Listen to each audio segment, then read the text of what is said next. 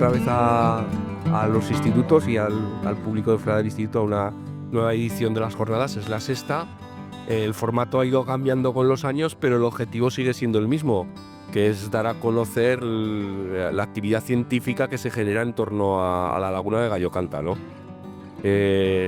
La jornada es humilde, pero ya tiene un presupuesto considerable, ¿no? Gracias a la aportación de colaboradores como son las comarcas de Daroca y del Jiloca, como son los ayuntamientos donde se celebra, la delegación del CSIC en Aragón, que os ha facilitado, por ejemplo, las mochilitas esas que vienen con un pequeño obsequio.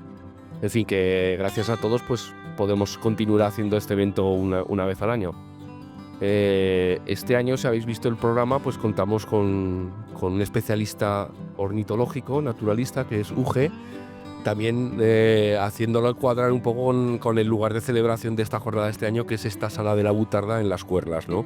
Entonces, aprovechando que estamos en este espacio ya con una pequeña área museística y unos carteles que podéis ojear luego, pues él nos expondrá un poco cómo es la presencia de este ave aquí en Gallo Canta. Luego tenemos un tema novedoso y de interés, como es la presencia de microplásticos, en concreto en el entorno de Gallo Canta. Y cerraremos un poco la jornada, un poco con lo que ha sido la novedad de este año, que era hacer esta actividad un poco de ciencia ciudadana.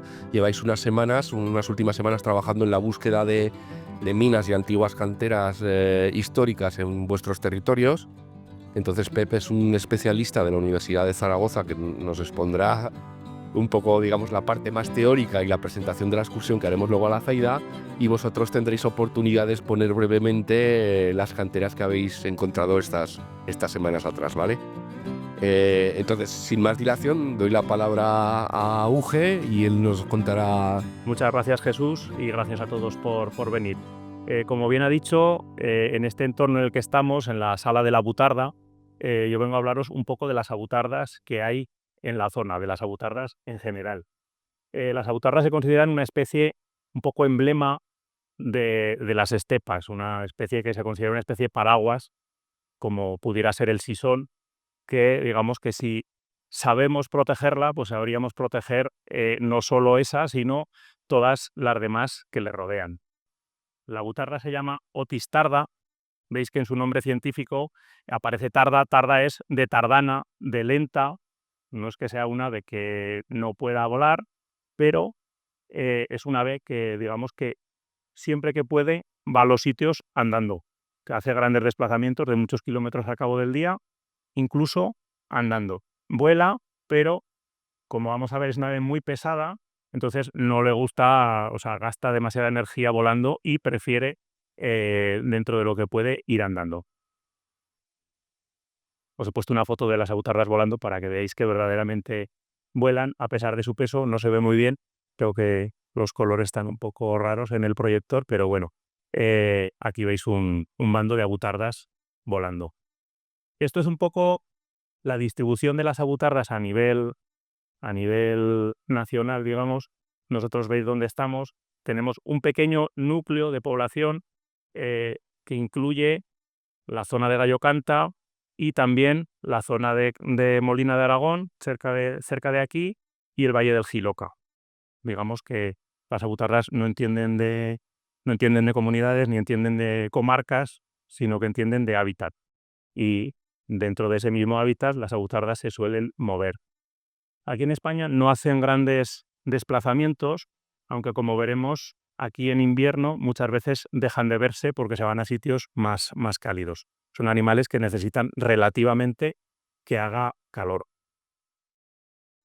¿Veis? Bueno, no os lo he dicho, pero veis que los grandes núcleos de población pues, están sobre todo en Extremadura, Castilla-La Mancha y también Castilla y León. Ahora os contaré lo que tenemos por aquí. Pero digamos que España tiene como la mitad de la población mundial, más o menos, de esta especie. Parece que son muchas abutardas, 25.000, pero están en declive y en los últimos 40-50 años pues han ido hacia abajo. Hay que tener en cuenta que hasta los años 80 se cazaban, es un animal grande, entonces pues era muy preciado pues, para comer y como especie de caza, aunque por suerte se quitó en los años 80. Os he preguntado antes si conocíais las grullas, porque para que os oigáis una idea del tamaño, más o menos, os las he puesto en comparación. No hay mucha diferencia en cuanto a envergadura, prácticamente tienen la misma envergadura de alas, 2,5 metros aproximadamente, lo que son las avutardas, y prácticamente parecido las grullas, frente a que las grullas son un poco más altas porque tienen ese cuello tan estilizado que todos habéis visto. Las avutardas son unos animales más compactos, son capaces de volar, pero haceros una idea que es como si fuera un cordero andando por un prado, ¿vale? Más o menos pesan parecido a un cordero, y vemos aquí que pesan algunos machos hasta 19 kilos. En España se han encontrado algunos machos de 19 kilos, que es pues como lo que puede pesar casi una oveja pequeña. Entonces, cuando vemos un grupo de avutardas grande, visualmente es como si fuera un ganado, para que os lo imaginéis, los que no lo hayáis visto. Esto los machos, las hembras son mucho más pequeñas. Frente a una grulla, que es mucho más grácil, que pesa pues, aproximadamente hasta 6 kilos, y bueno, es una ave mucho más ágil, tiene más capacidad para hacer grandes desplazamientos. Sabéis que hacen migraciones muy largas, de hacia hasta 3.000 kilómetros, cruzan todo lo que es el Pirineo, cruzan media Europa para venir hasta aquí. Las avutardas hacen desplazamientos mucho más modestos porque, como os digo, son aves más compactas, más pesadas, más lentas. Una cosa muy importante, como os he ido adelantando, es el dimorfismo sexual que tienen. Se diferencian mucho los machos de las hembras. Dentro de las aves es uno de los casos más llamativos. Los machos pueden llegar a pesar hasta 3 y 4 veces más que las hembras. Un macho puede llegar a pesar, como os he dicho, 18 o 19 kilos, normalmente a lo mejor pesan 15, 16, y tienen unos colores mucho más contrastados. Veis que tienen estos barbones, que por eso se les llama a veces barbones cuando están sobre todo en época de celo. Tienen un cuello mucho más marrón y tienen unos colores en las plumas mucho más contrastados y más vivos, digamos, frente a las hembras. Veis que son pues mucho más, digamos que son menos llamativas. El criterio de esto, pues, ¿por qué estos animales son las hembras tan pequeñas? Son animales que crían en el suelo. Entonces tenemos que tener en cuenta que en época de cría, un ave que puede llegar a pesar tanto tamaño se tiene que esconder en un sitio prácticamente llano, donde a lo mejor no hay demasiada vegetación. Entonces un animal mucho más grande, si tuviera que criar en el suelo, se vería mucho más. Por eso se piensa que las hembras tienen este tamaño mucho más reducido, de 5 o 6 kilos, que ya vale, ¿no? Ya es un animal bastante grande. Y tiene unos colores que están un poco diseñados por la naturaleza para pasar más desapercibida que el macho. El hábitat de las avutardas, el hábitat natural, este es un sitio desde donde pueden verse aquí cerca de las Puerlas. El hábitat natural es esta zona de praos. Las avutardas llevan muchos millones de años en la naturaleza, y los praos o los pastizales naturales es un ecosistema que está en franca regresión. Las zonas buenas donde podían habitar se han ido labrando, se han ido roturando para cultivos, porque estos animales viven en zonas llanas y muy abiertas. Si hubiera mucha vegetación, si hubiera árboles, los animales aquí no podrían vivir. Entonces, como estos pastizales han ido perdiéndose cada vez más, sobre todo en manos de los cultivos, lo que han hecho ha sido ocupar un hábitat subóptimo, que no es su mejor lugar, que son las fincas de cultivo y fincas de labor. Esto les ha ido perjudicando a la larga, que serían pues todas esas fincas que se ven ahí detrás, bueno, que ellas viven ahí, aunque digamos que no es su mejor sitio para vivir, porque en esas fincas pues echan herbicidas, echan una serie de tratamientos que a ellas les perjudican, ¿vale? Entonces, la agricultura empezó hace 6.000, hace 8.000 años, las avutardas llevan millones de años. Entonces, en estos últimos miles de años, se han adaptado a vivir en zonas agrícolas que no es su hábitat mejor, digamos, ¿no? ¿Cuándo podemos verlas? Por aquí hay varias zonas. Una es pues, entre Monreal y Villafranca, toda esa zona, y Ojos Negros. Otra es pues aquí alrededor de la Laguna Gallo Canta, entre Las Puerlas y Bello. y también pues toda la zona de Molina de Aragón, por Campillo de Dueñas y por ahí. En verano solemos ver grandes concentraciones de machos. Los machos hemos visto que son animales un poco más grandes y más llamativos. Podemos llegar a ver, esto es Villafranca, aparte del pueblo de atrás que se ve es Villafranca, podemos llegar a ver bandos pues incluso de 40 butardas juntas, 50, 60. A ver, por aquí hay alguna más. Bueno, y veis que están en estas zonas de cereal, de pastizal. Estos animales luego en primavera y en invierno no están aquí y vienen de zonas más cálidas, digamos que son veraneantes.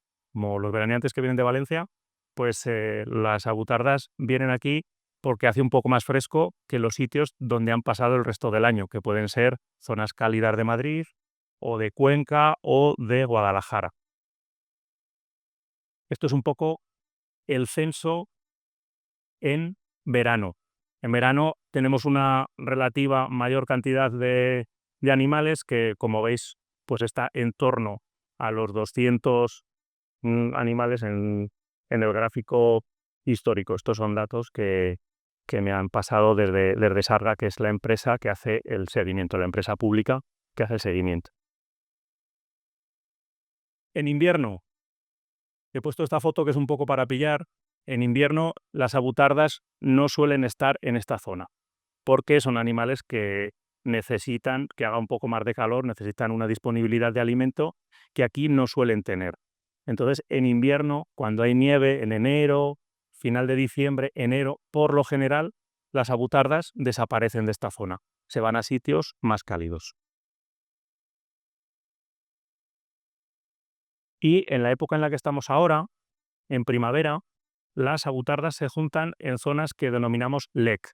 Un LEC es una zona comunitaria donde se juntan machos y hembras para reproducirse, para parearse. Son zonas que son como si fuera el escenario de una verbena, para que lo entendáis. Digamos que son sitios que se ven desde muy lejos y los machos hacen una exhibición un tanto exagerada de lo guapos que son. Se ponen con las plumas del revés, levantan la cola. Entonces, el animal que veíamos antes se termina convirtiendo prácticamente en una bola blanca. Dan la vuelta a las alas, levantan la cola de la parte de atrás y se convierten en una especie de semáforo blanco en un sitio donde no se ve prácticamente más que verde o el gris de estos pastizales. Lo que hay alrededor, como vemos aquí, son 3 hembras, que veis que son como más comedidas, más pequeñas, y bueno, pues ahora os contaré una cosilla más de este comportamiento, de por qué este macho le está enseñando el culo a la hembra, que no parece, si lo hiciéramos nosotros en la verbena, no quedaría muy bien, pero las abutardas lo hacen en el campo muy a menudo. Este es el censo de las abutardas en época reproductora. Las abutardas se juntan en LECs, como os digo, y en esta zona tenemos 3 LECs. Uno aquí en Gallo Canta, otro en la zona de Campillo y otro en la zona de Ojos Negros, Villafranca, Monreal. Ahora, en época de cría, o sea, en época de celo, hay muchas menos abutardas. Veis que está pues en torno a 30, 40 animales más o menos los que hay. Y vemos que la proporción, la sex ratio, la proporción de machos hembras es tampoco está no está muy bien, digamos que está muy a favor de las hembras. Se cree que lo normal sería que hubiera bastantes más machos. El motivo por el cual hay menos machos que hembras, pues se desconoce, pero en una población normal, también a lo mejor porque se han cazado más históricamente, en una población normal seguramente esta proporción debería ser pues casi de 1:1. Debería haber casi un macho por una hembra o similar. Bueno, y esta es la forma que adquieren los machos en época de celo. Hinchan el cuello, que está mucho más subido de color que el resto del año. Veis que las barbas esas que llevaban las ponen... ¿Esto lleva puntero? Sí. Las barbas que tienen las ponen como hacia arriba y le dan la vuelta a las plumas en un espectáculo que se denomina la rueda. Hacen la rueda porque le dan la vuelta a las plumas y a la vez ellos van girando. Y esto se ve desde muchos kilómetros de distancia. O sea, esto, digamos que una hembra que esté a 5 kilómetros en una zona llana, pues podría divisar que aquí hay un macho haciendo la rueda.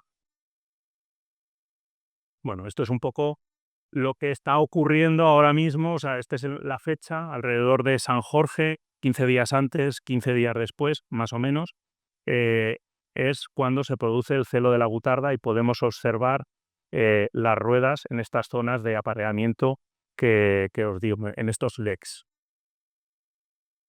Y aquí os voy a poner un vídeo, esto no sé si se lanza desde aquí. Eh, a ver, si va solo, vale, bueno, sí. Esto es el momento de la rueda, ¿no? Un poco el momento previo a el apareamiento, a la reproducción de las avutardas. ¿Veis? Que el macho, como os he explicado, le ha dado la vuelta a las plumas, le ha dado la vuelta a la cola y no hace más que enseñarle el culo a la hembra. Y la hembra está ahí como mirando ahí a ver qué ve en esos agujeros. Es una cosa bastante curiosa. Podéis ver la diferencia de tamaño entre unos animales y otros y el espectáculo que dan.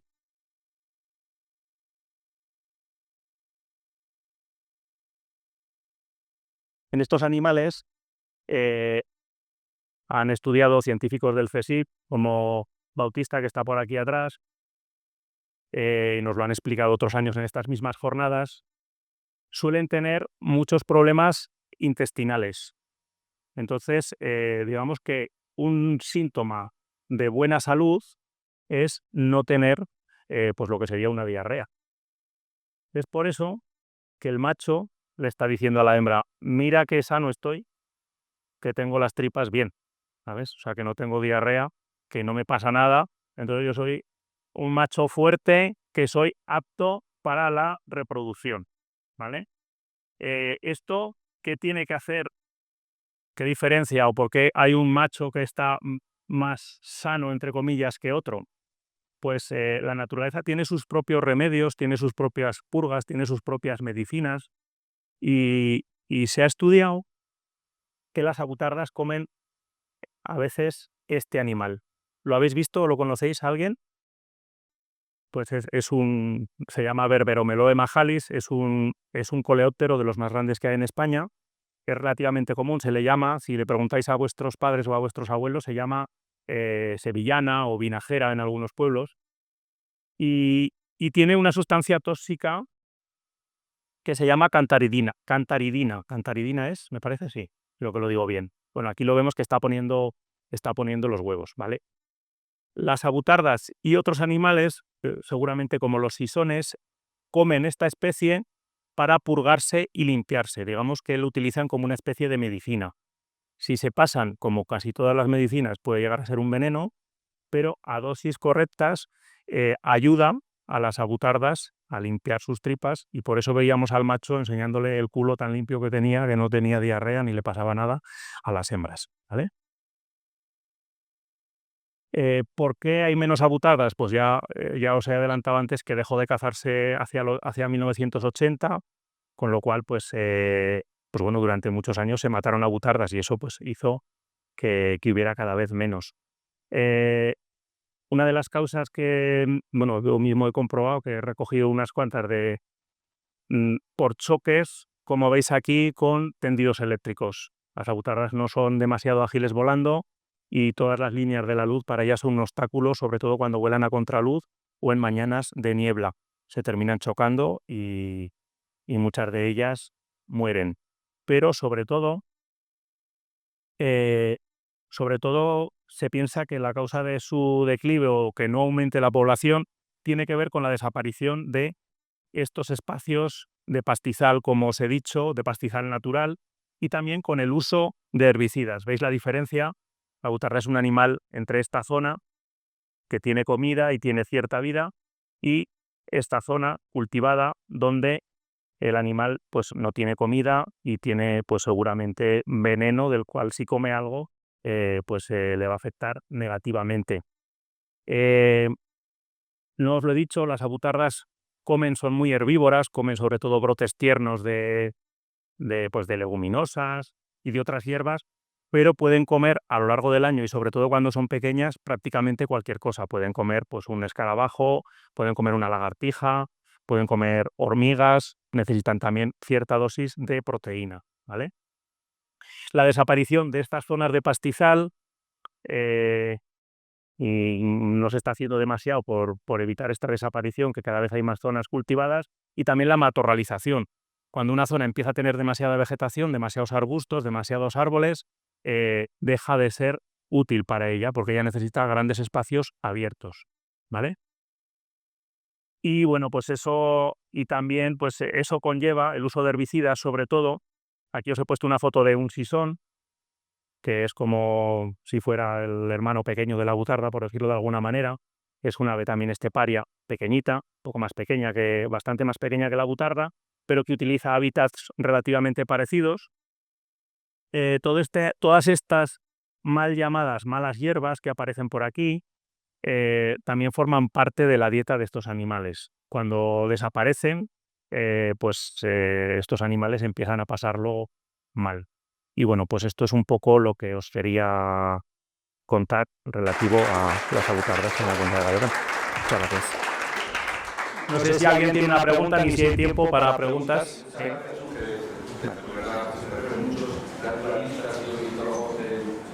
En la sala y en muchos proyectos que ¿tenéis alguna pregunta, alguna curiosidad que se crea a usted? José Carlos, vale. Que me la sepa, de una que me pregunta o que me sepa. Lo sé, porque soy un poco raras. Bueno, una sí la sé seguro, tenemos. La primera pregunta es, en España está la mitad de la población, ¿dónde está la otra mitad? ¿En qué otros países? Y la segunda pregunta es, ¿esa frase que dice que está en las abutardas? ¿El qué? Perdona. ¿Está en las abutardas? ¿La habéis oído alguna vez? Pensando. ¿Qué significa esa frase o por qué viene? Sí. ¿Está en las abutardas? Sí. Pensar en las abutardas es como tener el cerebro distraído por ahí, ¿no? Como estar un poco despistado. Como creo que viene, no sé de dónde viene la frase, igual Pilar o Antonio o Agustín lo sabe mejor, pero creo que viene a ser como lo de estar en las abutardas es como estar en los cerros de Úbeda, ¿no? Como estar un poco despistado o un poco con la mente perdida en la nada. Y el resto de la población que me dices, pues en el este de Europa, sobre todo en Hungría, hay una parte importante de la población. Creo que había un mapa por ahí de distribución que luego queda por ahí. No te sé decir dónde más hay, pero creo que en Hungría en concreto hay una gran... además estuve el año pasado por ahí viéndolas, hay una gran cantidad de abutardas. Y luego más al este sigue la población sigue hasta allá. Lo que pasa es que tampoco se tienen datos tan certeros seguramente como los de aquí, que son más estimaciones, como ocurre con muchos sitios donde la conservación de la naturaleza ha llegado mucho más tarde y no se tienen datos tan fiables. Yo te quería preguntar, ustedes APN, en estos pueblos se han hecho muchas convocaciones partidarias, entiendo que en zonas de humedales y tal se dejan entornos de salud para la existencia de estas aves. ¿Crees que es suficiente o simplemente los censos están demostrando que es suficiente? Bueno, la pregunta está respondida en sí misma. No es suficiente, ¿no? Nunca es suficiente. O sea, cuando se hace una concentración parcelaria, muchas zonas se roturan o se quitan de ribazos, que les vienen muy bien a estas aves, y nunca es suficiente. O sea, el terreno que se gana haciendo una concentración parcelaria con sumar parcelas debería de devolverse de alguna manera a la naturaleza, dejando zonas, y no zonas al azar, sino zonas delimitadas donde se sabe que ciertos animales esteparios que tienen problemas tienen querencia. Y eso no se hace por parte de la administración. Se hacen estudios de qué come una butarda o por qué hay un declive del sisón, más o menos se sabe, pero luego no se están llevando medidas prácticas a cabo. Y no se están llevando medidas prácticas a cabo porque la agricultura tiene infinitamente más poder que la conservación. En la realidad, sobre el papel, todo es muy bonito relativo a la conservación, pero en la realidad no es así. Y es un poco el problema que están teniendo todas las aves esteparias, entre las cuales pues están las abutardas, están los isones, están las ortegas, todo lo demás. Bueno, la abutarda es como la más grande, una de las más visibles, pero todo va relacionado. Okay, vale. ¿Alguien tiene algún comentario más? Sí. Hola, yo quería saber cuántos ejemplares puede sacar a flote una pareja de abutardas o más de cada año. Y luego la otra pregunta se me ha olvidado, pero bueno, mientras Te viene, vale. La que se te ha olvidado te la respondo pronto. A ver, de las más o menos 30 hembras, te voy a decir lo que pasa aquí. En otras zonas habrá otro tipo de productividad, pero más o menos de 30 hembras que hay aquí, en esta zona, pues el año que sale un pollo, ¿no? Esto Antonio lo entiende mejor, de 30 igual termina volando. O sea, termina, digamos, volando. Estos animales son nidífugos, o sea, ponen en el suelo y a las pocas horas ya los pollos ya andan detrás de la hembra, pero tienen una mortalidad muy alta. Entonces, de las 30 no se sabe cuántas llegan a poner, pero seguramente muchas puestas se malogren porque molestias o porque se labra la finca donde está poniendo o por lo que sea. Y de todas esas, pues el pollo, que es pequeñito, pues muchos los predarán o tendrán el tipo de molestias o de problemas que sea seguramente ocasionados por la mala alimentación derivadas del uso de pesticidas. Y de todo eso, un animal que digamos que con 4 meses, o sea que para el mes de agosto, con 3 meses o 4 meses, vaya con el resto, pues aquí a lo mejor un año con otro, pues hay un pollo, 2 pollos, y de ahí, digamos que dentro de un año, de ese tanto por cien, pues igual sobrevive un muy pequeño tanto por cien. O sea que aún no ha acabado, digamos, su fase de prueba en la naturaleza, que aún le quedan por quedar muchos obstáculos de vuelo, de tal. Entonces, a lo mejor de cada 3 años aquí vuela un pollo realmente cuando tiene un año de edad. me he acordado de las vacas. ¿Cuántos años vive una abutarda? Pues hay estudios que dicen que vive como unos 15, pero bueno, yo hablando con gente que controla mucho, eh, no, o sea, no se sabe realmente. O sea, si tú buscas en internet y por ahí pone 15 años, pero en Hungría, en un centro que tienen allí de cría de abutarda, que ahí en una zona tuvieron problemas, pues hablaban de muchísimos más. O sea, son aves grandes que, digamos que si las condiciones son favorables, pues seguramente vivan 30, 35 años. Digamos que la población se está sosteniendo o se está manteniendo porque viven muchos años. Entonces, digamos que los bichos que quedan tienen cierto nivel de experiencia y pues siguen aguantando, pero no se cree que vayan a vivir eternamente. Buenas, pues sí, como dice Jesús, soy Inés. Estoy en el segundo año de doctorado en el Instituto Pirenaico de Ecología de Zaragoza y pues sí, vengo a hablaros un poco de qué es lo que estamos haciendo aquí en la laguna de Gallo Canta en relación a los microplásticos. Entonces, pues lo primero, os voy a contar por qué. Pues para hablar claro y siendo honestos, el plástico es fantástico. No hay ningún otro material como el plástico hasta ahora. Es ligero, es resistente a la corrosión, es barato, es fácil de procesar. Tiene un montón de cualidades que permite un montón de aplicaciones, si no en todos los sectores, en casi todos, y es algo que nosotros hemos incorporado en nuestro día a día precisamente por lo útil que es. Y como el plástico es fantástico, pues desde que se empezó a comercializar a mitad del siglo pasado, se ha disparado su producción. Podríamos decir que cuando se empezó a comercializar, si esa cantidad de microplásticos hiciésemos un equivalente en superficie, sería este puntito rojo de aquí, que no sé si lo veis, que sería Liechtenstein, y hemos pasado de este puntito a una señora Dinamarca en la actualidad.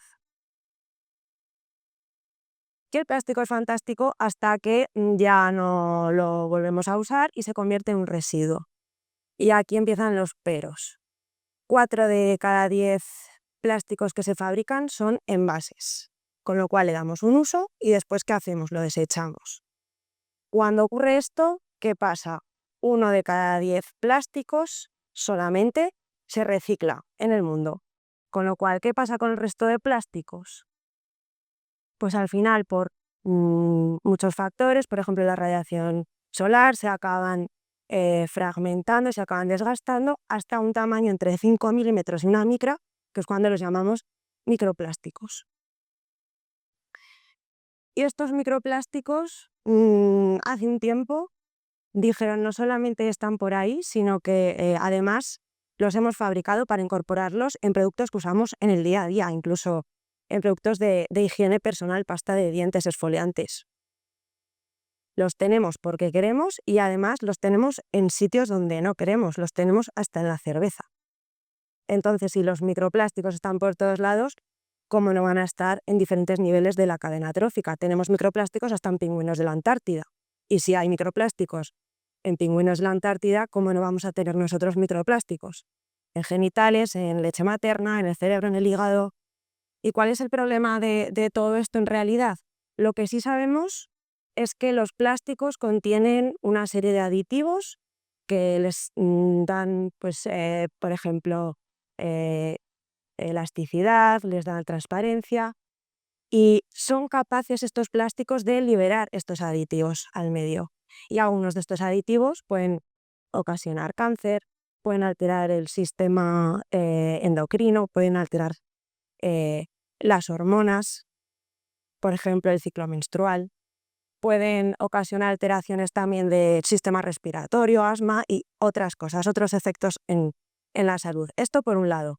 Por otro lado, se están haciendo también experimentos con seres vivos varios, de manera que se les está dopando con microplásticos durante un tiempo y se está viendo qué efectos tienen. Pues en muchos casos tienen inflamaciones en el sistema digestivo, con lo que esto conlleva. Tienen también alteraciones en su comportamiento, por ejemplo, a la hora de defenderse o a la hora de depredar, con lo que esto conlleva. Entonces, pues bueno, lo que está claro es que buenos no son, pero esto está en fase de investigación todavía, así que veremos más adelante qué es lo que nos dice la gente que estudia la toxicidad de los microplásticos. Entonces, bueno, aquí tenemos un popurrí de cosas que en definitiva lo que podemos pensar es que por lo menos el plástico es un residuo muy complicado de gestionar. Pues hemos dicho que puede liberar sustancias tóxicas al medio. Hemos dicho que tiene una tasa de reciclaje muy baja, está por todas partes y encima es persistente, que puede tardar hasta 1000 años en degradarse. Pero no podemos olvidar que al final tiene un montón de aplicaciones en nuestro día a día y en muchos sectores económicos y al final pues también lo que importa es el bolsillo. Entonces hasta aquí más o menos os he dicho por qué nos interesa estudiar los microplásticos. Ahora vamos a ver por qué nos interesa estudiarlos en la laguna de Gallo Canta. En primer lugar, y dicho así un poco en bruto, es una laguna endorreica. Pues esto que es una laguna cerrada que tiene entradas de agua pero no salen. El agua se evapora, con lo cual para nosotros es más fácil estudiarlo porque podemos medir de forma más directa esto es la causa, esto es la consecuencia. Por ejemplo, en el océano pues lo hubiésemos tenido más complicado, porque tiene muchas entradas, hay procesos más complejos, en fin. Esto por un lado. Por otro lado, el valor ecológico que tiene la propia laguna.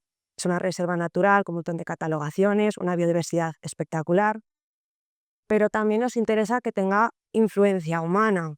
Así podemos también ir analizando diferentes cosas. La depuración de aguas de la población, podemos estudiar la agricultura, cosas varias. Pero sobre todo, y lo más importante, lo que ha hecho que pongamos el foco en esta laguna es que también, como nos ha contado UG, vienen aquí todos los años decenas de miles de aves, las grullas, en su periodo migratorio, entre el norte y el sur de Europa. Entonces, esto nos hizo plantearnos qué pasa si una grulla que está en el norte de Francia se está alimentando e ingiere algún microplástico, luego viene y aquí excreta en la laguna y deja algún microplástico. O alguna grulla que tenemos por Extremadura y viene aquí y ocurre lo mismo. O al contrario, está por aquí, por la zona de la laguna de Gallo Canta, ingiere algún microplástico y luego se lo lleva a otro sitio.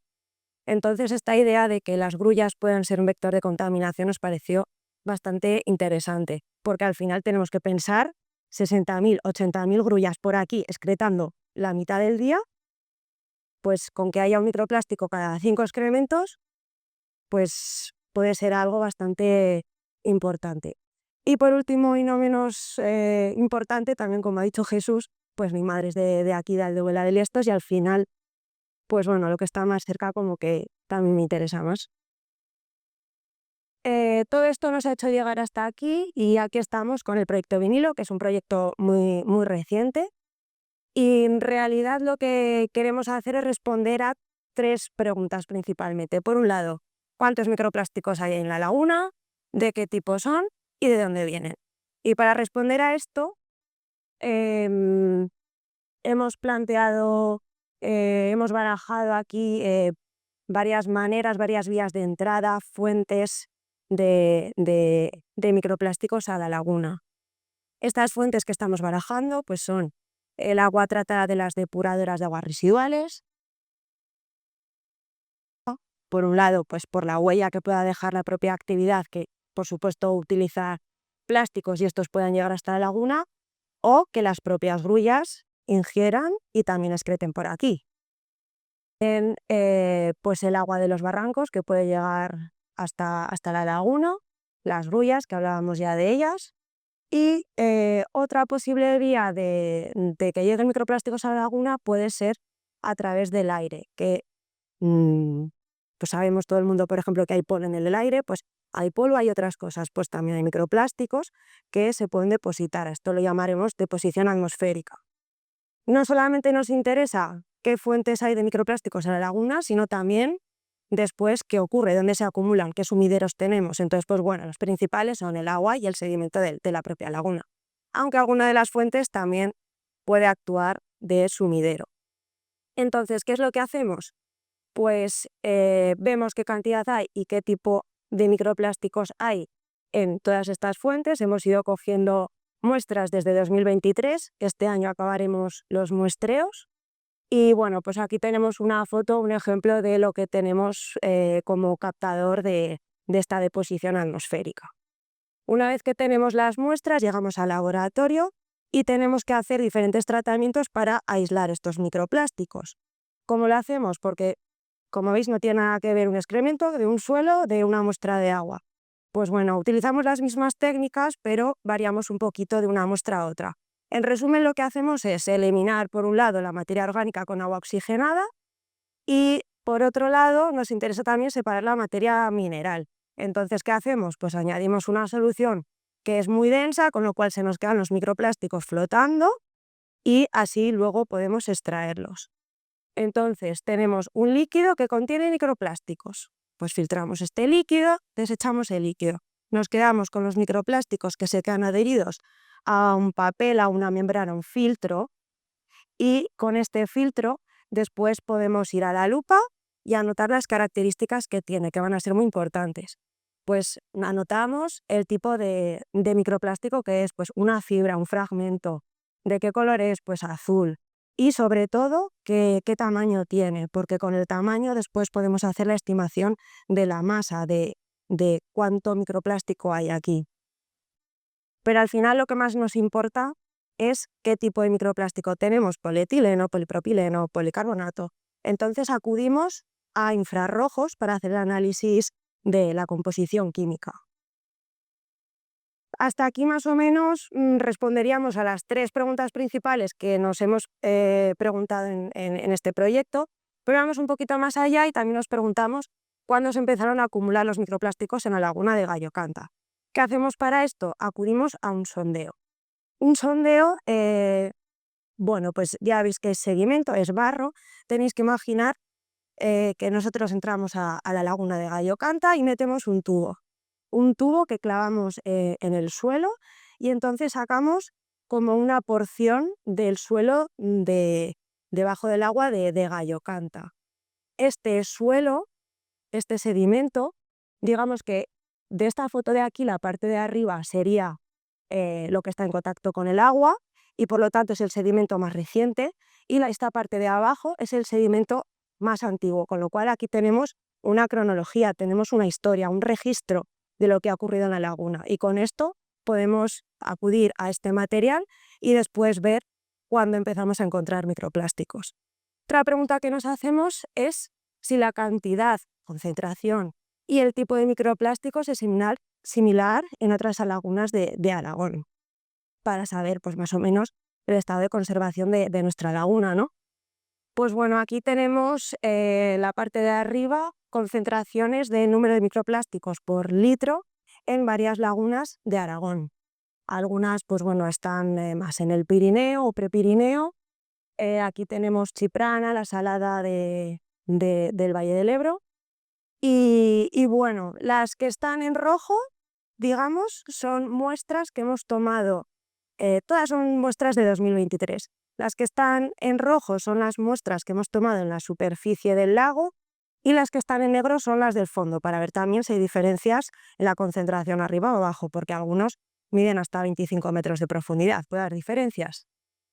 La que tiene que ver con Gallo Canta es esta de aquí, la que pone Pardina, que es un punto de agua dulce donde cogimos muestra, que está muy cerquita de la laguna. Y bueno, pues aquí sacamos metacrilato, por ejemplo. Como el estudio es bastante reciente, todavía estamos tratando los datos, entonces no hemos traído más resultados, pero bueno, esperamos tenerlos pronto. Y nada, pues por mi parte agradecer a toda la gente que nos echa un cable, incluido el Centro de Interpretación de aquí de la Laguna, que si tenéis oportunidad os invito a que os paséis por allí porque son encantadoras y saben un montón de la zona. Y si os apetece, pues podéis seguirnos, nos hemos modernizado, tenemos Instagram y ahí iremos colgando pues todas las novedades y los resultados que vayamos obteniendo. Hola, buenos días. Os veo muy bien, ¿eh? Muy guapos y guapas a todos. Bien, vamos a hablar de piedras. ¿Qué es una cantera histórica? Pues obviamente un sitio donde se sacó piedra y que ahora ha dejado ya de sacarse, hace 50, 100 o 1000 años. Bueno, vosotros ya lo sabéis porque me habéis estado buscando canteras históricas, con mucho éxito, por cierto. Felicitaros porque ha sido una campaña interesantísima. Luego comentaré alguna de las cosas. ¿Y qué se pretende al estudiarlas? Pues uno es reivindicar el... A ver, no. El puntero. Reivindicar la actividad industrial histórica que ha habido. Reconstruirla como parte de nuestra historia y también identificar si, por ejemplo, tenemos un edificio o una estatua con un valor histórico-artístico, no es lo mismo que la piedra la hayan traído del pueblo de al lado que la trajeran de Italia. El tema histórico que puede haber detrás es importante. ¿Cómo estudiamos esto? Pues de un lado hay que estudiar los documentos históricos, la bibliografía y demás. De otro, hay que estudiar los edificios y las esculturas de las que queremos saber qué hay en la cantera. Y luego hay que estudiar las canteras. Pero sobre todo, lo que más trabajo lleva, por lo menos para el geólogo que soy yo, es construir una base de datos. Si nosotros queremos saber una escultura de dónde se ha traído el material, tienes que traer roca de media España para comparar y decir, pues esta venía de Galicia o esta no, esta viene de Uset. Esa base de datos es importante y se basa en muestrear canteras. Una de las cosas que probablemente haré si me da tiempo es ir a las canteras que habéis encontrado y muestrear la roca para usarlas como patrón en la base de datos para identificar materiales. Os iba a empezar poniendo el ejemplo de una cantera, el estudio de una cantera que además lo encontraron unos estudiantes de geología en su zona de campo, me llamaron a mí y yo dije, pues esto es una cantera histórica, que está no sé si lo llegáis a ver, yo no lo veo porque estoy sin gafas, pero esto es Abanto, esto es Pardo, el pueblo de Pardos que está completamente abandonado, esto es otra carretera por aquí, pero está cerca de Abanto. En Abanto habéis identificado una cantera que es una de las que se abrió más recientemente en Aragón y se cerró también. La cantera de Abantos, ¿quién la han estudiado? Que me levantan la mano. Pues esa se abrió en el 2005 y se cerró sobre el 2012, pero funcionó con la maquinaria más moderna que ha habido prácticamente en Aragón, la de Abanto. Pero bueno, ahora os iba a hablar de esta de Pardos porque es mucho más antigua. Aquí está el pueblo y aquí está la cantera. No, los que veis sin gafas o lleváis las gafas supongo que lo veréis.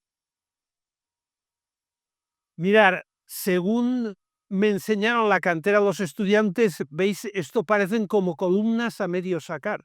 Es redondo y aquí se ven huellas de este estilo. Hombre, era un poco raro que los había de diámetro más grande y más pequeño.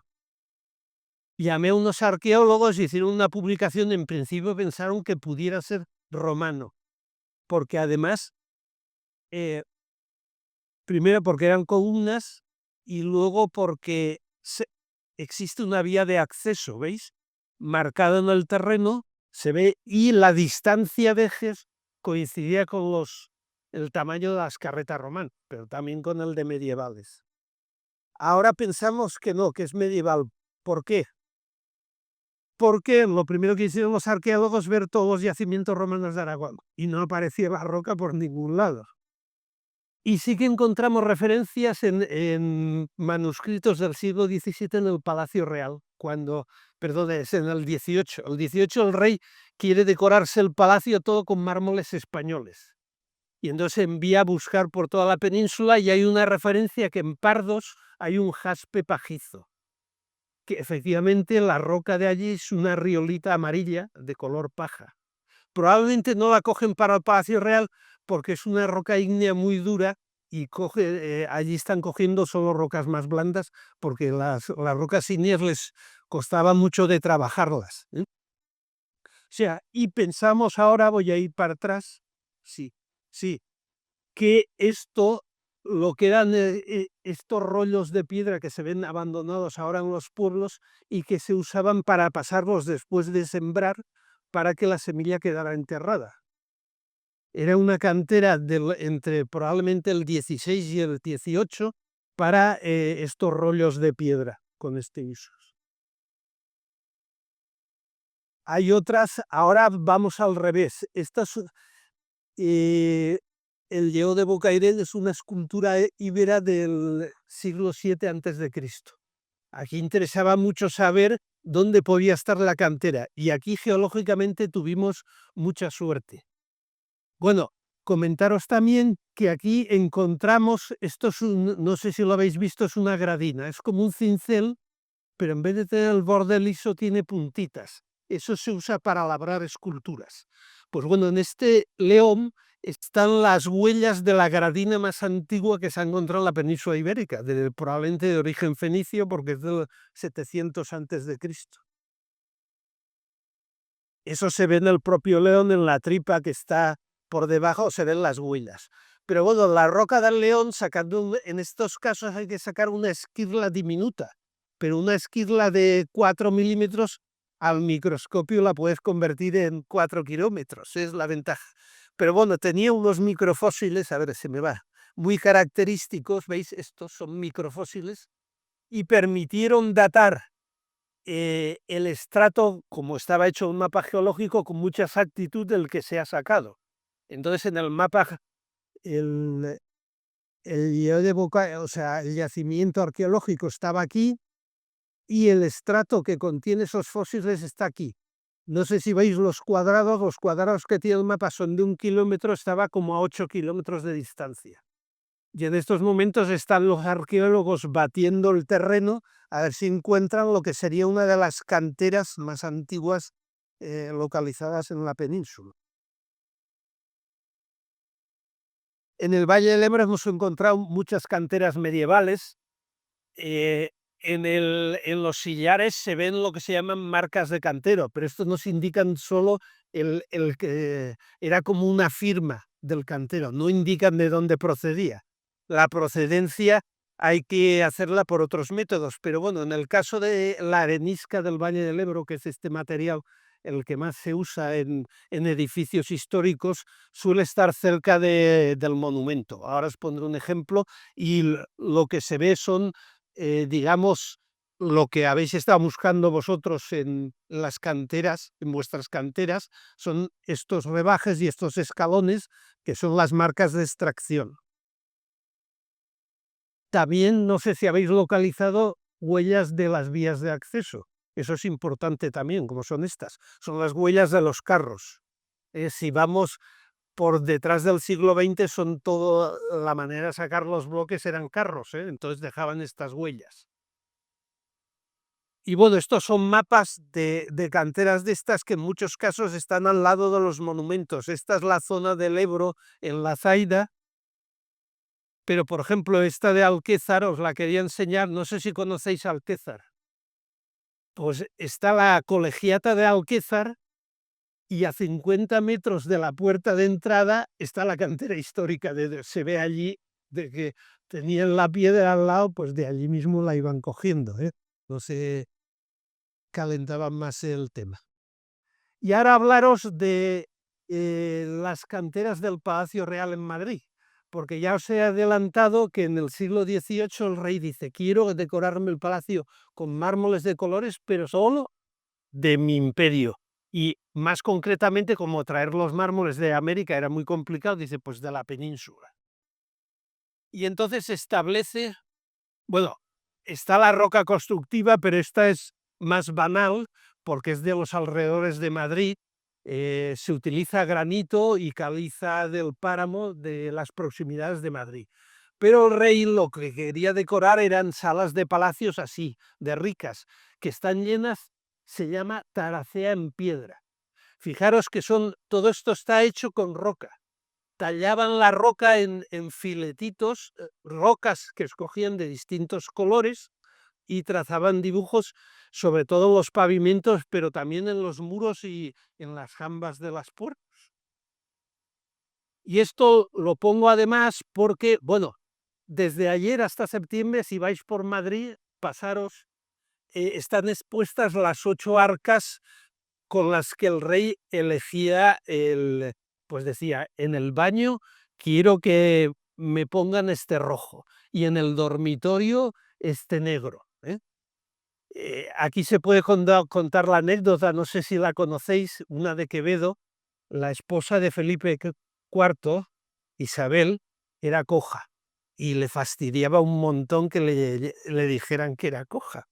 Y entonces Quevedo hizo una apuesta, sus amigos dijeron, no tienes narices de decirle a la reina que es coja. Y Quevedo dijo, ¿a que sí? Entonces cogió un clavel y una rosa, se fue a la reina y le dijo, entre el clavel y la rosa, su majestad escoja. Pues bueno, esto era igual, le traían la caja al rey y le decían, su majestad escoja, ¿no? Bien, pero viene la lista de las localidades, y aquí no se ve ni torta, pero bueno, os lo leo yo. Estas son 8 cajas con 301 canteras de toda la península. Y hay, me parece que son 30 de Aragón. Pero entre las 30 de Aragón tenemos 3 del partido de Daroca. Os lo leo porque ya digo que no se ve. Fonfría, Jereruela y Moyuela. Y estas son las 3 rocas, porque está la roca que se ha sacado de aquí. Esta es la de Fonfría, esta es la de Jereruela y esta es la de Moyuela. Yo no he podido localizarlas. Las he comparado sobre todo con las de Uset. Pero la de Uset no la usaron. Esta es la que veréis luego en la cantera histórica. Me ha extrañado que no esté en el Palacio Real, porque lo que más le gustaba al rey era poner las paredes de color oro. de piedras que fueran amarillas. Y justo la de Uset, como veis, perdón, es bastante amarilla. Y cuando vinieron, la exploración, cuando envía gente por toda la península, es en 1730, que yo creo que la de Uset estaba activa en esa época, pero por lo que sea no la cogen, ¿eh? Bueno, seguimos. Esta es la cantera de Uset que queréis saber luego. Están en toda esta zona las huellas. Bueno, hay otra que vamos a ver ahora más en detalle que está aquí, pero que es del siglo XX. Ahora veremos por qué. Esta es la roca. Si os fijáis en el monte, encontraréis geodas. Tiene esto, por ejemplo, para escultura o para chapados, es un problema. Veis que son huecos, esto de aquí, ¿eh? Y luego lo que tiene, como la de la Puebla de Albortón, son bioturbaciones de cangrejos, que se ven bastante. Esta especie de huecos así, es que cuando era un barro, la roca, al principio, pues pasaba un cangrejo. Es de edad cretácica, de cuando los dinosaurios, y es una caliza dolomítica. La dolomita tiene sus cualidades. Para pavimentos es mejor que la caliza porque es un poco más dura. Y no tanto como el granito. El granito es muy malo en pavimentos, no sé si sabéis por qué. Es durísimo, no pierde nunca el brillo, pero cae una gota de agua y como no pierde el brillo ni el pulido, te das el batacazo garantizado, ¿eh? ¿Veis? Esta es la roca de Uset. Aquí se ve muy bien esto que os he dicho, que es las bioturbaciones de cangrejos, ¿eh? Cuando era un barro, pasaban los cangrejos. El cantero de la Puebla de Arbortón, que los tiene también, se lo tomó muy mal lo de los cangrejos. Bueno, se lo tomó a risa y dice, ¡ja, ja! Este hombre dice que mi roca se la comían los cangrejos. No caía que la roca hubiera sido al principio un barro, ¿eh? Esta es la parte, la carretera asfaltada está justo detrás, a 10 metros por detrás de esto, y es la parte que probablemente es del siglo XX, probablemente se extrajo piedra para la capa para hacer la carretera. ¿Por qué pensamos que es del siglo XX? Pues sobre todo porque, veis aquí, las perforaciones estas de barrena son mecánicas, es un cilindro perfecto, se ha hecho con un sistema mecánico que solo es a partir de 1950 más o menos que empezó a usarse. Hay alguna extracción más antigua en la parte esta del siglo XX, porque esto sí que es una barrena mecánica. Luego ahora veréis que en la medieval no hay barrenas tan claras, os comentaré por qué puede ser. Esta también es más antigua, tiene más pátina que esta otra, esta se ve muy fresca. Esta igual es de los años 90 y esta igual de los 60. La diferencia es porque ya empieza a tener una pátina superficial de envejecimiento. Y luego hay huellas de la extracción medieval, ¿eh? Que se puede cotejar con la edad que imagino que Jesús lo tienes controlado de los edificios en el pueblo de Uset, porque se emplearon allí. Entonces, fijaros aquí, la medieval eran más listos, cogían estratos más delgados y del grosor ya del sillar que querían obtener. Y así trabajaban menos, obviamente, ¿eh? Encontramos muchos bloques, ahora veréis que no sé, a ver, mm, perdón. Este está escuadrado, no se lo llegaron a llevar, pero en fin, estos tres ejes están escuadrados y luego in situ se ven también señales de trabajo. No sé si veis aquí esta repisa, ahora la pongo más de cerca para que lo veáis. ¿Veis? Aquí les interesaba que el sillar tuviera solo este grosor, por eso está este labrado plano, sacaron la parte de arriba. Pero por eso han escogido esta zona que los estratos son más delgados. Lo ideal para ellos es que el estrato tuviera justo este grosor, que hay bastantes, porque era la dimensión del sillar que había que colocar en obra, y entonces ya tenían que trabajar menos para sacarlo. ¿Veis? Estos son sillares que han quedado allí abandonados, ya medio labrados in situ. La ventaja de labrarlos in situ es que luego llevaban menos peso, que en aquella época era un problema. Los que abandonaron, pues porque a lo mejor se les partió por un sitio que no era y ya dijeron, este no nos sirve. Y luego lo que sí que se ven es unas perforaciones, eso tendríamos que estudiarlo más. Probablemente la extracción del bloque la hacen siguiendo fisuras naturales que ya tenía la piedra. Y esto lo hacen para meter la barrena y apalancar, sacar el bloque metiendo cuñas también por otros lados. Es difícil, seguro que hay marcas de cuñas, no las hemos visto bien, pero es que, claro, ya desde el 16 o el 17 hasta ahora se ha formado una capa de líquenes que lo que es la marca de la cuña, que es más finita, ahora os enseñaré unas marcas de cuñas, es difícil de ver. Entonces aquí una extracción tradicional que se hace desde época romana es partir los bloques con barrenas y cuñas, ¿veis? Dejan unas huellas así verticales y ahora veremos marcas de cuñas también.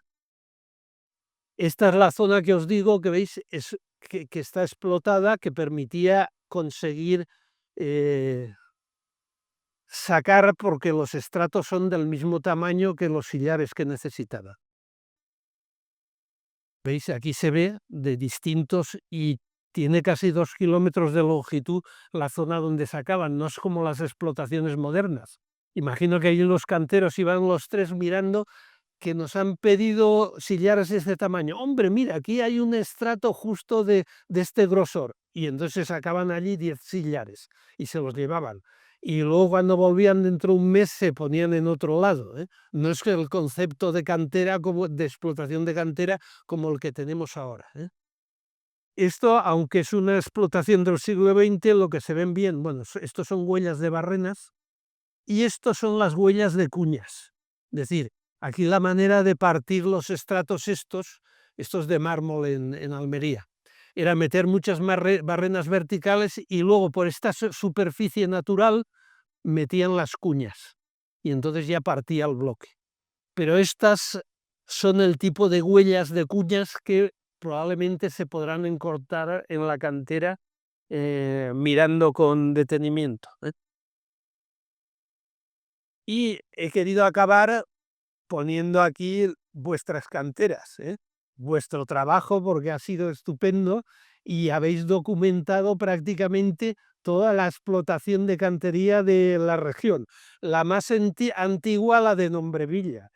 La de Nombrevilla probablemente son las canteras con las que se construyeron las iglesias románicas de Daroca. O sea, ¿dónde están los de Nombrevilla? ¿Quiénes son? Muy bien. Y a los demás también, trabajo espléndido. Bueno, pues nada más. Gracias por la atención.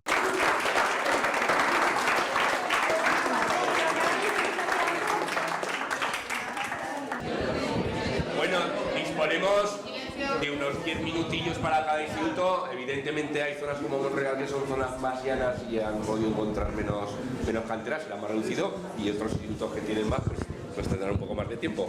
Venga, pues gracias por... Hola, soy Jorge Ricardo y pues en Monreal he encontrado un lugar el cual le llaman el Cerro, que está en la carretera de Monreal hacia Villafranca por la zona de Los Ojos. Y a ver, no he podido encontrar mucha información porque hay unas granjas al lado y casi no se puede acceder, pero entrando por un camino que está a la derecha se pueden ver pues unas rocas que creo yo que pudieron ser, se pudo sacar roca de ahí para usarla en el pueblo.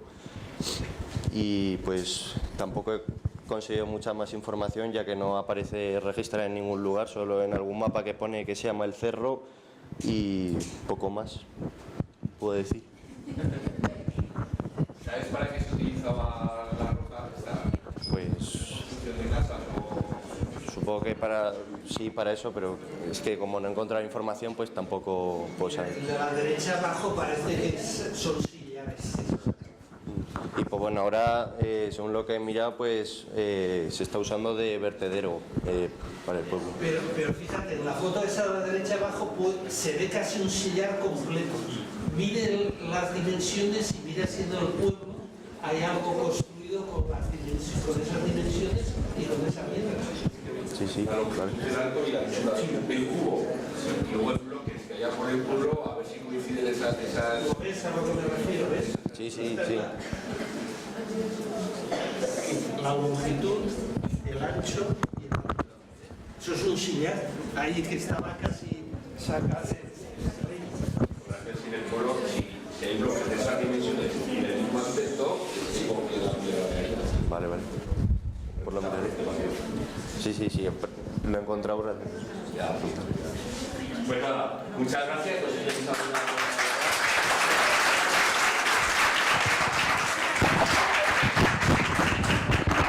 Y ahora pasamos a los de Calamocha, que es una sorpresa para ellos.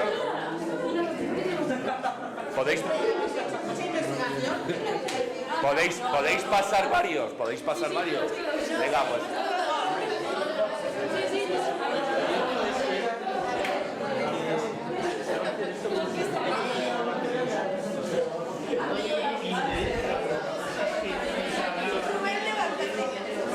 ¿Tú vas a hablar la primera? No, este es mío. La primera es la tuya. Yo. Como el de mano estáis muchos, os vais a para esto, pero no te lo pongas. Esto lo sujetas más o menos cerca de la boca y esto con la otra mano. Han localizado 35 canteras. Vale. Hay que nos graban y todo. Hola. Hola. Es que están hablando, tío. Hola, yo soy Pilar, del Instituto de Calamocha, y entre todos hicimos una investigación de un poco las minas y canteras que hay en el Jiloca, y esta es la primera, que es de Daroca. Está junto a la carretera a 1502, y bueno, está en la calle de Daroca, que hay un barranco, y esta mina se utilizaba para sacar, sobre todo para hacer modelos hidráulicos y tal, y para toda Europa, y es muy importante, y ha sido una de las minas más importantes de España, y se utilizaba para la extracción de minerales como el plomo o la plata del zinc. Y no sé. Y ya está. Claro. Lo mejor es improvisar. Sí. Bueno, pues siguiente. No, pero la siguiente es a mí. Es que yo no sé si es la siguiente. Es que. Paso de ahí. Pasará tú. Igual es la de María Polo, ¿eh? Yo no. Esa es la de María Polo. La plata de María Polo, sí. ¿Vosotros dos habéis hecho una foto? Sí, pero no. Bueno, soy Laura. Yo no me encargué en esta mina, pero es que la compañera no ha podido asistir. Pero esta es la mina Nueva Virginia, que se llega partiendo de la Anzuera por la T16. Bueno, y un poco la descripción de esta mina es que la mineralización se encuentra sobre dolomita de la formación de calidad de cistoideos. Su edad es del Ordovícico. La mineralización es de tipo hidrotermal, resultado del paso de gases y líquidos cargado en minerales que han cristalizado en las oquedades de la roca calcárea. Esta mina cerró sus puertas porque se abrió un expediente contra ella por una denuncia que apelaba que era una mina de hierro. En ese momento era muy común denunciar las minas de hierro porque los impuestos eran menores que las de otros minerales. Esto sucedió alrededor de 1917 y estas son las fotos que ha podido conseguir nuestra compañera. Muy bien, pasa. Es una cabrona, Laura. Pasa tú, pasa. Está aquí, pasa. Esta es la mía. ¿Cuál es? Virgen del no sé qué. No. Mina Virgen del Carmen, Santa Cruz de Nogueras. Ahora vamos a hablar de la mina que se encuentra en Santa Cruz de Nogueras, que llegó a tener dos nombres, Mina Virgen del Carmen, y también llegó a llamarse Imperial, que cerró porque se generaba más gastos que beneficios.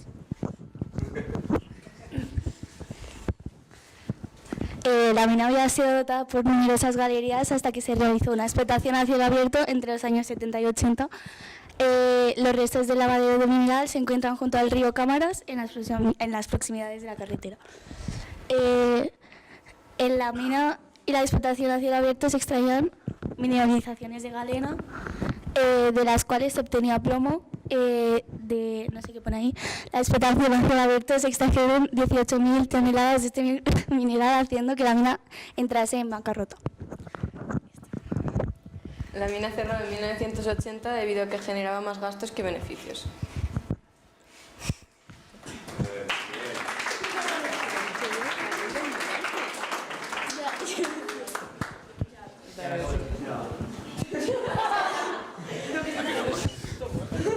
Acabo los 10 minutos, ¿no? Yo soy Diego y mi mina es la mina de Moyola, que está en Moyola de Monforte, Teruel.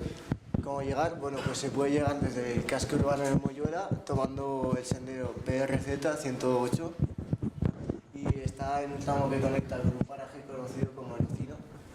Es una antigua cantera de extracción manual, posiblemente utilizada para obtener caliza. Son visibles muchos frentes de extracción y acumulaciones de escombros en terrazas. Hay muchas marcas de herramientas manuales como picos y cuñas que indican una actividad pues no moderna, sin máquinas ni nada, por lo que tiene una edad antigua. Tiene un tamaño medio y es semicircular. Está en una ruta interpretativa, por lo que forma parte de un patrimonio geológico. Esta es la del Palacio Real, acabo de verlo ahora. ¿No os acordáis que he citado Jereruela, Fonfría y Moyola?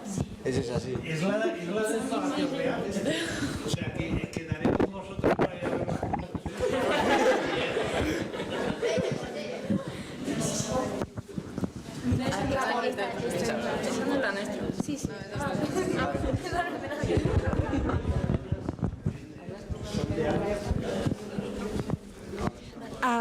Ahora vamos a hablar de una que se encuentra en Badenas, que se llama Mina San Ramón, que para entrar a ella pues hay que pasar por el Carrascal, que se encuentra siguiendo la carretera de Badenas hacia Los Cos. A pesar de que la base de datos de Dara carece de registros oficiales y exhaustivos, se sabe que la mina San Ramón tuvo un papel importante en el pasado. Cuenta con varias galerías.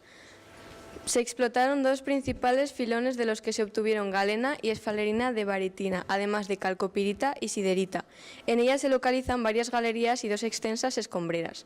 Actualmente la mina se encuentra en estado de abandono, no hay actividad minera.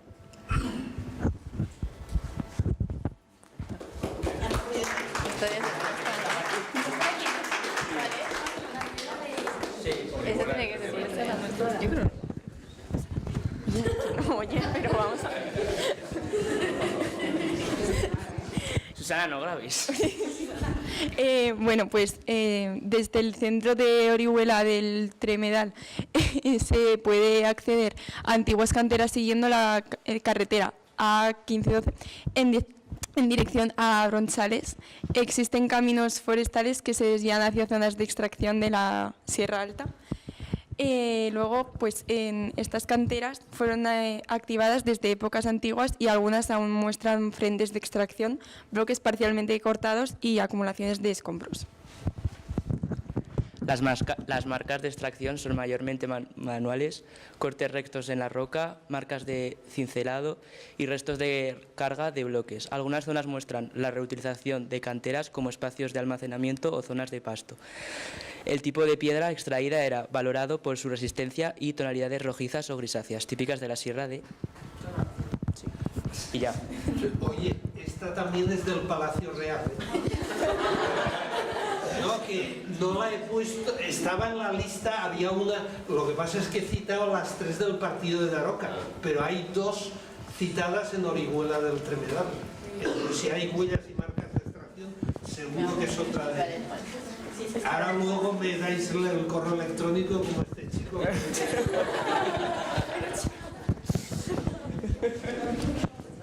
Y bueno, esta ya es la última que hemos hecho. Y es la cantera del Sabinar, que está en Blancas.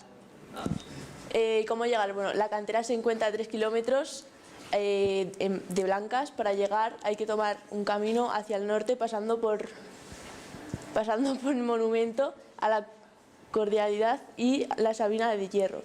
Desde allí se continúa recto hacia el noreste sin desviarse hasta llegar a la cantera. Y bueno, un poco de información sobre esta cantera. Estas fotos muestran una cantera a cielo abierto dedicada a la extracción de dolomía ornamental y se observan frentes verticales bien definidos con cortes planos y lineales típicos de la extracción mecánica mediante hilo diamantado.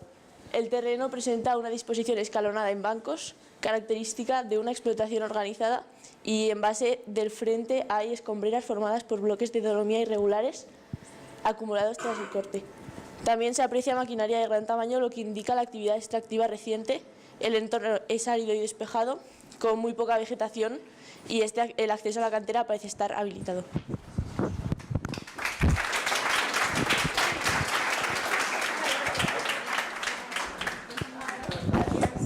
Bueno, pues muy bien, chicos. Y ahora vamos a dar paso a los del partido de Daroca.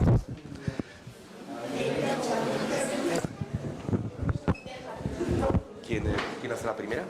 Tú. Pues bueno, esto lo vas pasando y luego, si no te importa, pasaré las diapositivas desde allí. O si quieres el pasadiapositivas, te lo dejo también ahí.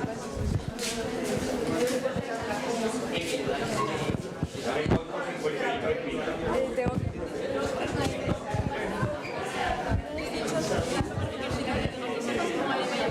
Pero si César no tiene ni idea. Bueno, da igual, se lo Qué bien.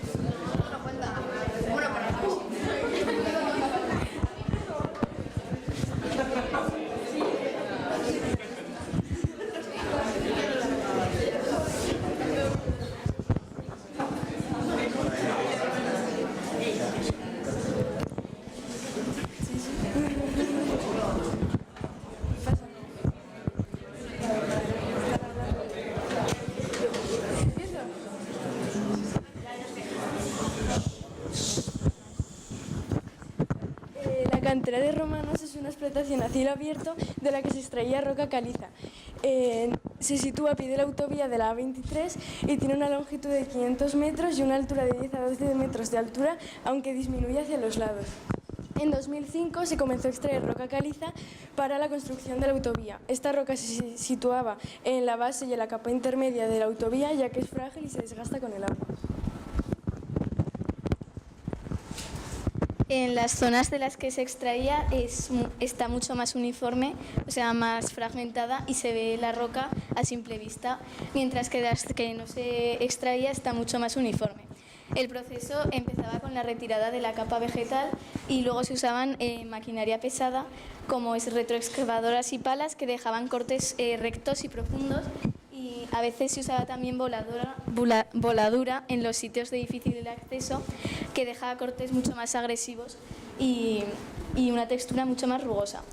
Luego se molía y que quedan fragmentos para obtener el tamaño deseado para la autovía, y las piedras que eran demasiado grandes están abandonadas porque no se podían moler.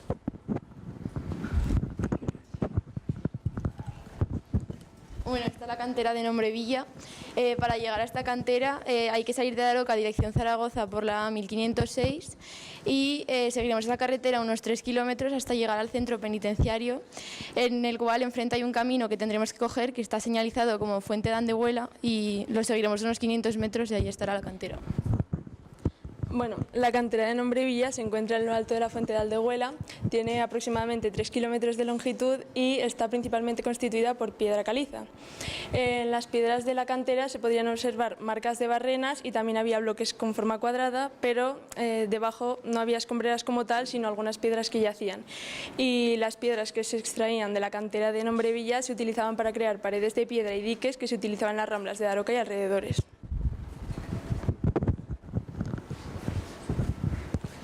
La cantera de Abanto es una cantera de unos 7 metros de alto en la cual se extraía mármol. El trabajo en la explotación de mármol comenzaba con la exploración y la localización del mármol para después delimitar y localizar las zonas con mayor concentración. Una vez ya estaban encontradas estas zonas, lo que hacían era sacar los grandes bloques de mármol con herramientas como hilo diamantado, taladros de precisión y explosivos controlados, y después, para trasladarlos a los camiones, hacían unos agujeros a ambos lados y ataban un cable. Y luego con este mármol se hacían baldosas y encimeras. Vamos a presentar la cantera de Cucalón. Primero, para llegar a ella tenemos que atravesar el pueblo y llegar a una balsa que al final, después tomamos el primer camino a la derecha y todo recto llegamos a un recinto vallado, que sería la cantera llamada El Valejo. Se puede acceder a esta sin dificultad ninguna, ya sea en coche o andando. La cantera El Valejo se encuentra aproximadamente a 1 kilómetro de Cucalón, al sureste del pueblo, en la cabecera del río Huerva. Es una explotación a cielo abierto que cuenta con 72 hectáreas de parcela y una altura máxima de 20 metros. Tiene un relieve escarpado y una cuenca visual muy amplia, la cual se puede observar desde el mismo pueblo de Cucalón, Ferrerola de Huerva, la A23 y otras carreteras. Y por último, la roca extraída es la roca caliza, la cual se transporta en camiones a los lugares de construcción. El material exportado es la mayoría del Triásico medio y apenas en esta cantera hay zona de vegetación. En la imagen 8 vemos que hay 2 balsas similares y en la 15 vemos que hay estratos geológicos que se han formado debido al movimiento de la Tierra. Hola, ahora os vamos a explicar la cantera de la Antecilla y la calera de Langa. Para llegar a esta cantera tenemos que seguir la carretera de Retascón hasta coger el desvío a Langa del Castillo. Cogeremos el camino hacia el cementerio donde encontraremos 2 caminos. Cogeremos el de la izquierda y avanzaremos unos 300 metros hasta llegar a la cantera de la Antecilla. Para llegar a la calera tendremos que coger el camino principal del pueblo hacia abajo donde encontraremos el parque. En el parque encontraremos 2 caminos, cogeremos el de la izquierda lleno de piedras y luego otra vez el de la izquierda. Avanzaremos unos 200 metros y encontraremos ya la calera de Langa. Bueno, pues en Langa se suelen utilizar las rocas de cal, se extraían principalmente de la cantera de la Antecilla y se llevaban hasta las caleras. Las caleras son unas especies de estructuras de relieve naturales que se utilizaban para sacar la cal de las rocas de cal. Estas se metían dentro de la calera, se apilaban en las paredes y en el techo de la calera y se cerraba tanto arriba por los lados, excepto en una especie de hueco donde lo utilizaban para meter fuego o cualquier otro combustible para poder quemar las rocas y extraer la cal, como se puede ver por ejemplo en una de las imágenes donde la cal ha salido de la roca y se presenta arriba. Esta se utilizaba para hacer trueques en otros pueblos para conseguir cosas carentes y se utiliza para desinfectar y para blanquear casas y fachadas.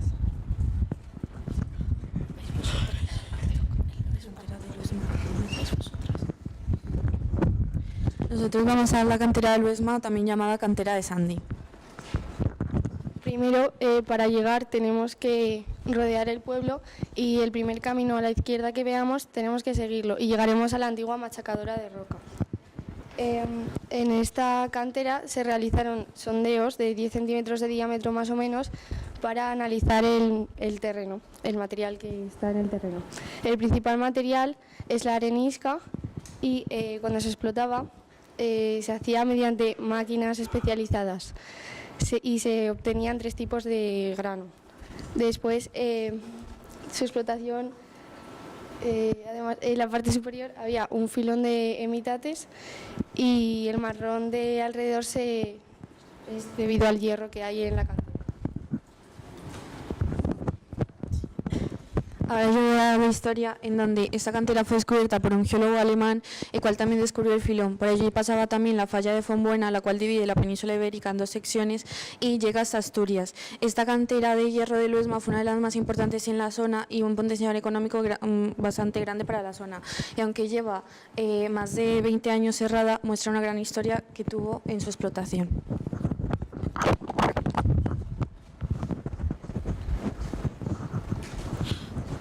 Hola, me llamo Sara y hoy os voy a presentar la cantera de Retascón. Para acceder a ella tenemos que coger la N330, todo recto, ignorando el cartel de la entrada al pueblo, y giramos y a unos 50 metros, giramos a la mano izquierda y seguimos todo recto hasta encontrar un camino de tierra. Y ahí enfrente tendremos la cantera. La descripción de esta cantera es que esta cantera está localizada al lado del pueblo de Retascón.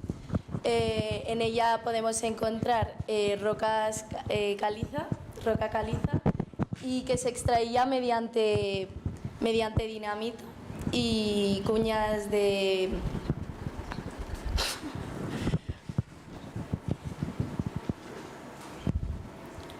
chapa, que se me ha olvidado. Y aunque haya demasiado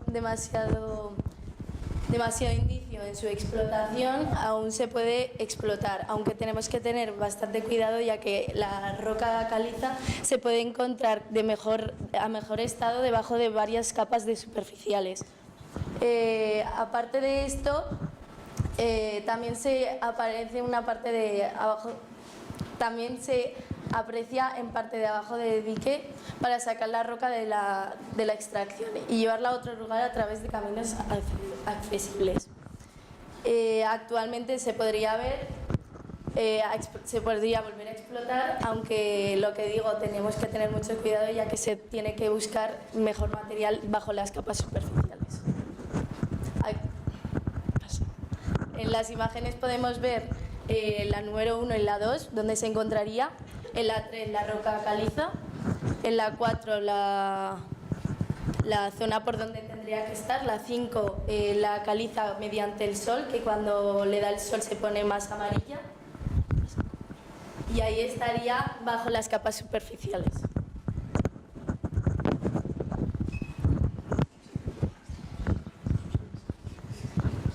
Bueno, para acceder a la cantera de Fonbuena hay que tomar la N234 hacia Zaragoza, girar hacia la derecha por la de A1506 hacia Mainar y por último meterte en el desvío de la CV 946 hasta llegar a la mina africana de Fonbuena fue muy importante en el siglo XIX, ya que de ella se extraían minerales como la malaquita, que es un mineral verde, y la azurita, que es un mineral azul. Y se extraían estos minerales mediante cuñas y perforaciones. Además de ser muy importante para la industria, los habitantes del pueblo lo utilizaban para construir cosas de su pueblo. En la entrada de Fonbuena hay una gran piedra con un árbol encima, que eso es un encanto, bueno, que van todos los turistas a visitarlo. Y ya está.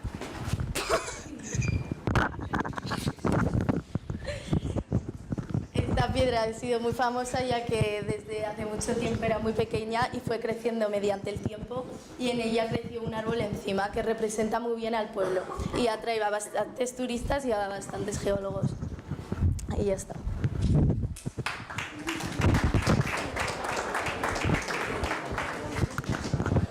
Vale, ahora vamos a ver la cantera de Herrera de los Navarros. La cantera de Herrera de los Navarros inició su explotación sobre 1970 y 1980 y terminó sobre los años 2000. Tiene una extensión de 150 metros y cuenta con 2 niveles de 40 metros aproximadamente. El material que se extraía allí era la cuarsita, una roca metamórfica derivada de la compactación de la arenisca. Esto se utilizaba para el filtrado del plomo de las baterías o también para hacer encimeras o baldosas. Esto se extraía por medio de explosivos de alto voltaje como el amonal o el goma 2. Esto a su vez, para la extracción, para marcar la zona de explotación, se utilizaban 2 rocas o en su lugar a veces estacas llamadas parrillas, las cuales indicaban la zona de detonación.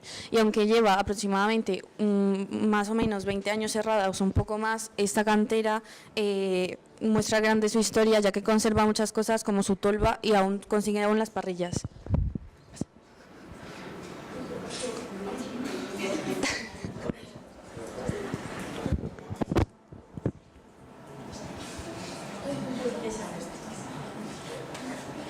Solo está esa diapositiva, no hay más. No. Bueno, para llegar a la cantera, primero obviamente hay que ir a Herrera y luego hay que pasar por detrás de la iglesia y ir por el lado derecho del puente hasta un camino de tierra descubierto y seguir recto hasta un cartel dirección a Luisma que pone Virgen de Herrera, y ya por ahí vas. Cuando llegas al cartel vas por un camino que está más empinado hasta llegar a otro cruce de caminos, y si vas por el derecho llegarás a la cantera de Herrera unos 300 metros más adelante, y si vas por el izquierdo llegarás a la mina Ballara de Herrera unos 200 metros más adelante. Y ya como unos datos interesantes de la cantera es que cerca de ella hay una mina de varita, que es un material que se utilizaba para hacer porcelana y cuya extracción se facilitaba por una tolva cercana y cerca de la cantera y de los terrenos cercanos a ella se pueden ver marcas de antiguos cauces y filtraciones de agua, y la intensa explotación de la cantera pues hizo que se dejaran muchísimos residuos de piedras en la zona, y la mina ya por último desemboca en un río de Filón de Varita, que es una prueba de la riqueza geológica de la zona.